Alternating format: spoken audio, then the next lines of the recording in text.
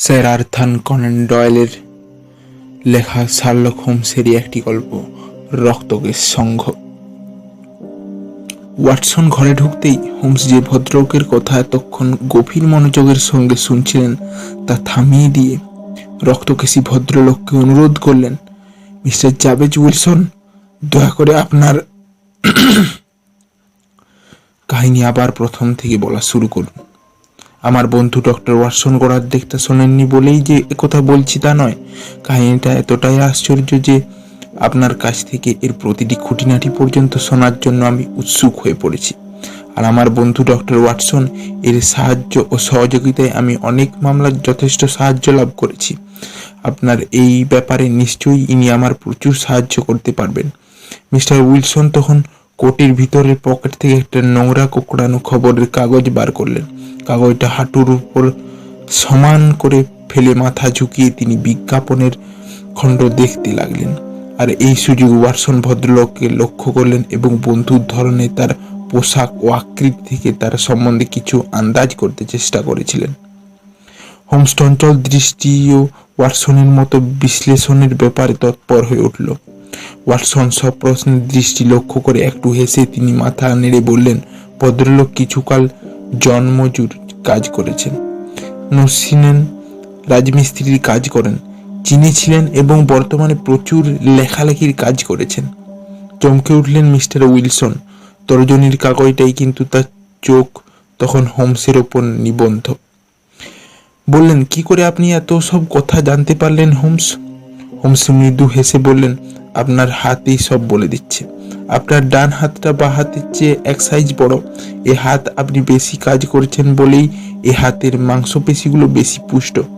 আপনার সিনেমা বা রাজমিস্ত্রি কাজের কথা বলে আপনাকে লজ্জা দিতে চাই না, বিশেষ এই কারণে যে আপনার সমিতির কড়া নিষেধ সত্ত্বেও আপনি এই ধরনের ব্রস্টপিন ব্যবহার করে থাকেন। মিস্টার উইলসন বললেন, হ্যাঁ, ভুলে গিয়েছিলাম বটে। আচ্ছা, যা লেখালেখির ব্যাপারটা।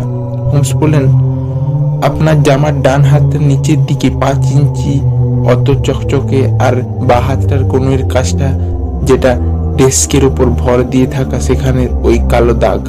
মিস্টার উইলসন আশ্চর্য হয়ে বললেন, আর চীন দেশ? মিস্টার হোমস বললেন, আপনার ডান কবজির ঠিক ওপরে যে মাছের টাট্টু আঁকা, একমাত্র চীন দেশেই তা সম্ভব। মাছের আসে এই নরম গোলাপি রঙের কাজ চীনের বৈশিষ্ট্য। তারপর আপনার ঘড়ির চেনের ওই চিরুমুদ্রাটার ব্যাপারটা আরো সহজ করে দিয়েছে। হো হো করে জোরে হেসে উঠলেন মিস্টার জাবেজ উইলসন। বললেন, ও এমনটি কখনো ভাবতেই পারিনি। মিস্টার উইলসন, হোমস বললেন, বিজ্ঞাপনটা খুঁজে পাচ্ছেন না? হ্যাঁ, পেলাম বলে তিনি তার মোটা লাল আগুন দিয়ে তরটার মাঝামাঝি একটা জায়গা দেখিয়ে দিলেন। এই নিন, এই থেকেই সমস্ত ব্যাপারের সূত্রপাত। আপনি নিজেই পড়ে নিন ওয়াটসন। ওয়াটসন কাগজটা নিয়ে পড়তে শুরু করলেন। রক্তকেশ সংঘের প্রতি, যুক্তরাষ্ট্রের পেনসিলভেনিয়া লেবান নিবাসী এজেকিয়া হপকিন্সের উইল অনুযায়ী এখন আর একটা পদ খালি হলো।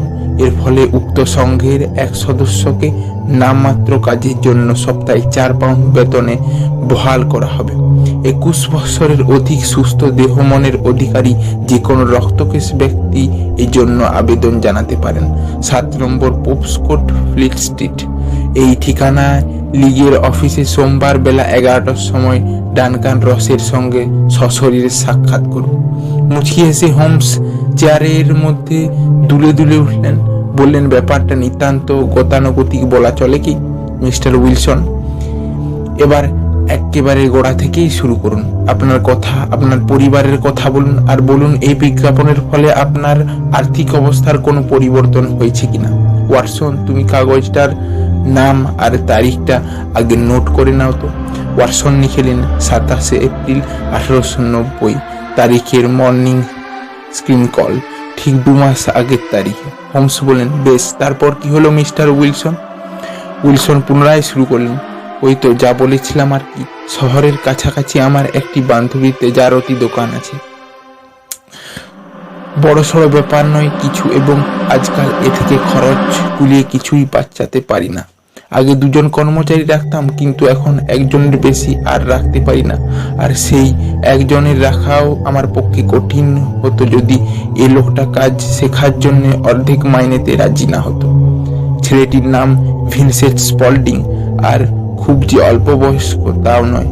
ছেলেটি খুব চালাক, চতুর না হওয়ায় আমার পক্ষে ভালোই হয়েছে, কারণ আমি জানি আমি ওকে যা দিই তার দ্বিগুণ মাইনে কাজ ও জোগাড় করতে পারে।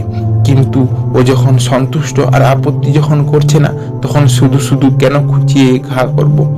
আর হ্যাঁ, ওর ফটো তোলার নেশা আছে, আর মাটির নিচের অন্ধকার ঘরের সেই ছবি ডেভেলপ করে। এছাড়া কোনো বদ নেশা নেই। সে আর 14 বছরের একটি মেয়ে নিয়ে পিকনিক ও নিঃসন্তান আমি শান্তিতেই দিন কাটাই। মেয়েটি রান্না করে, ঝাড়পোছ কাজ করে, মোটামুটি সম্মানের সঙ্গেই কাটাচ্ছি আমি। আজ থেকে ঠিক 2 মাস আগে সমস্যা শুরু হলো ওই বিজ্ঞাপনটা থেকে।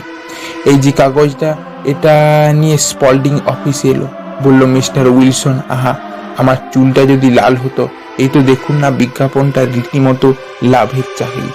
আর আমার ধারণা যত লোক ওদের দরকার তত দরখাস্ত ওরা পাচ্ছে না। চুলের রং যদি পাল্টাতে পারতাম তাহলে দিব্যি চাকরিটা বাগাতে পারতাম।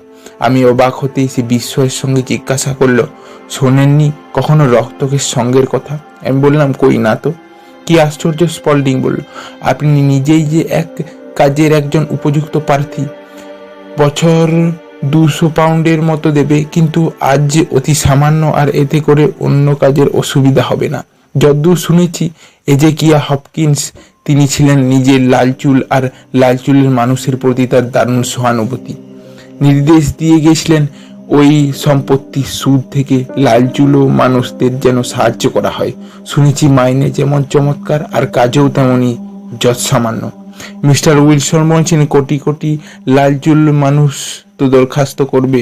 স্পল্ডিং বলল, আপনি যত ভাবছেন আসলে, কিন্তু তত দরখাস্ত আসছে না। কারণ দরখাস্ত যে করবে তাকে হতে হবে বয়স্ক আর লন্ডনবাসী। লন্ডনে তিনি ব্যবসা করে টাকা করেছিলেন বলেই তার এই লন্ডনবাসীর প্রতি কৃতজ্ঞতা। আরও শুনেছি চুল হালকা লাল, ঘোর লাল বা অন্য কোনো রং এর হলে চলবে না, একেবারে জলজলে আগুনের মতো রঙের হওয়া চাই। আপনি যদি দরখাস্ত করেন তাহলে অবশ্যই চাকরিটা পেয়ে যাবেন। মিস্টার উইলসন বললেন, মিস্টার হোমস, দেখেছেনই তো আমার মাথার চুল খুব উজ্জ্বল লাল বর্ণের। তাই স্পল্ডিং নিয়ে বেরিয়ে পড়ে ঘটনাস্থলে হাজির হলাম। গিয়ে দেখি উত্তর, দক্ষিণ, পূর্ব, পশ্চিম শহরের সব অঞ্চল থেকে যত মানুষের মাথায় চুল লালের আভাস আছে সবাই বিজ্ঞাপন দেখে এসেছে। সমস্ত ফিল্ড স্ট্রিট লাল চুলো মানুষের ঠাসা। সারা পোপস কোর্ট মনে হচ্ছে যেন একটা কমলা লেবুর দোকান। স্পল্ডিং আমাকে ঠেলে ঠুলে ভিড়ের অফিসে ঘরে নিয়ে এলো। গোড়া 2 কাঠের চেয়ার আর একটা টেবিল, এছাড়া আর কিছুই সে অফিসে নেই। সেই টেবিলের পেছনে রক্তকেশ ছোটখাটো একটি মানুষ বসে বসে সাক্ষাৎকার নিচ্ছিল। আমার পালা আসতেই আর আমাকে দেখেই মনে হলো আমাকে যেন তার একটু বেশি পছন্দ হয়েছে। স্পল্ডিং আমার পরিচয় করিয়ে দিয়ে বললেন, উনি হলেন মিস্টার জাবেজ উইলসন, ইনি লিগের কাজ নিতে রাজি আছেন। ভদ্রলোক মন্তব্য করলেন, হ্যাঁ, যা চাইছিলাম তাই ঠিক ওর মধ্যে রয়েছে।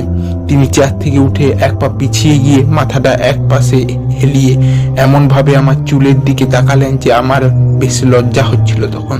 তারপর হঠাৎ সামনে ঝুঁকে পড়লেন, সজোরে আমার হাত চেপে ধরে আমার সফলতার জন্য আমায় অভিনন্দন জানালেন। তারপর আমার চুল টেনে আর রোগড়ে পট চুল বা রং করা চুল কিনা পরীক্ষায় উত্তীর্ণ হওয়ার পর নিচে চিৎকার করে জানিয়ে দিলেন আমার লোক নেওয়া হয়ে গেছে।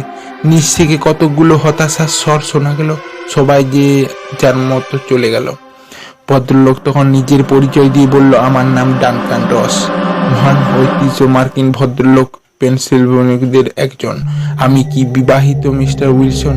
আপনি কি বিবাহিত মিস্টার উইলসন? মানে সংসার আছে আপনার? আমি বললাম না। কথাটা বলতেই মিস্টার রস যেন একটু দমে গেলেন। গভীরভাবে বললেন, তাহলে তো মুশকিল হলো দেখছি। গল্পটি পুরো শোনার জন্য সেকেন্ড পর্বটি চ্যানেল ঢুকে দেখুন এবং আনন্দ উপভোগ করুন।